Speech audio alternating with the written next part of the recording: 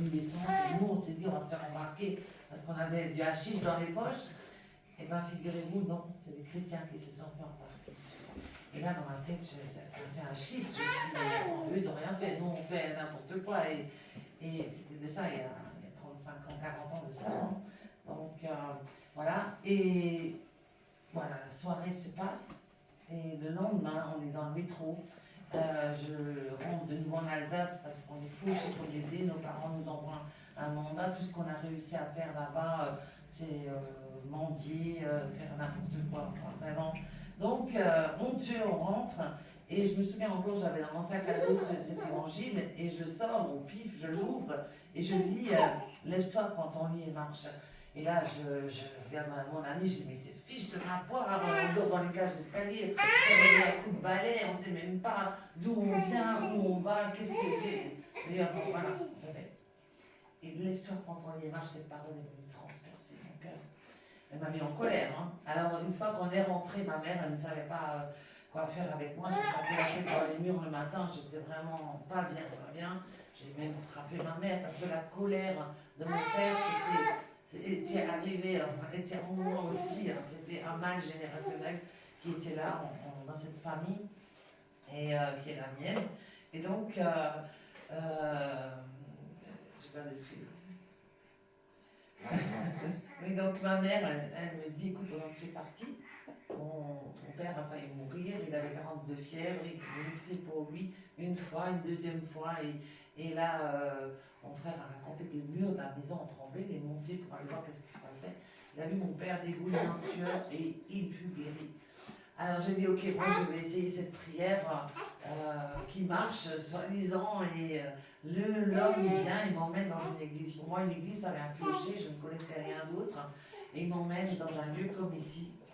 Et au moment où je rentre, cette parole, elle dit, au nom de Jésus-Christ, lève-toi, prends ton lit et marche.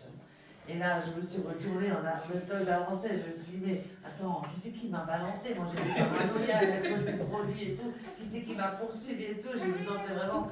Et alors, bon, cette soirée qui m'a paru être un supplice, pour moi, j'étais vraiment pas bien. Il fallait encore aller devant parce qu'il est écrit, ils imposeront les mains aux malades et les malades seront guéris. Alors, on m'a presque traîné parce que je ne voulais pas y aller, j'avais peur et tout, j'étais pas bien. Et une fois que j'étais devant, j'ai dit, bon, ok, c'est déjà.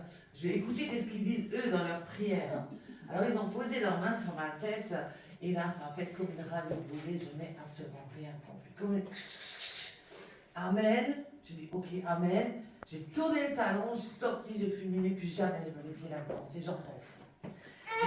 Le lendemain matin, je voulais préparer une armada de reproches pour charger ma mère. T'es folle, pourquoi tu m'envoies dans ce lieu? T'as même jamais mis les pieds. Enfin voilà, j'étais vraiment décidée à... Et là, je l'ai arrivée dans la cuisine, elle se tourne vers moi, elle me dit alors, comment c'était?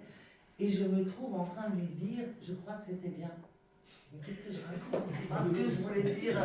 Et là, je vais dans la pièce à côté, je me regarde dans le miroir, je me pince et tout, je me touche et je vois que je suis fort de constater que je suis délivrée de la drogue. Alors ça, c'était vraiment un miracle énorme.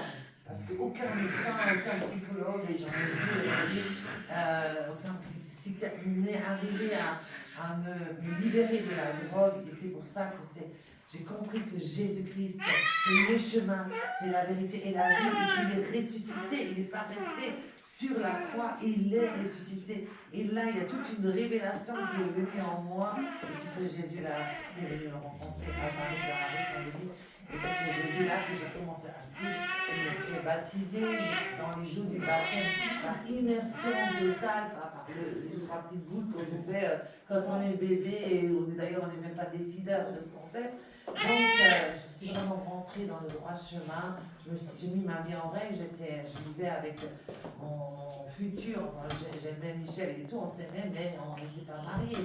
Donc, je me suis rendu compte que, non, il faut se marier. Le Seigneur, il a mis de l'ordre dans sa parole. Et donc, on a vraiment tout mis nos vies en règle. Enfin, j'étais une femme épanouie. On revenait tous les deux de très loin. Et vraiment, c'était magnifique ce qu'on a vécu. On a une maison qui était 28 ans vide. Enfin, je veux dire, personne ne l'a eu dans le village. Nous, on l'a eu côté.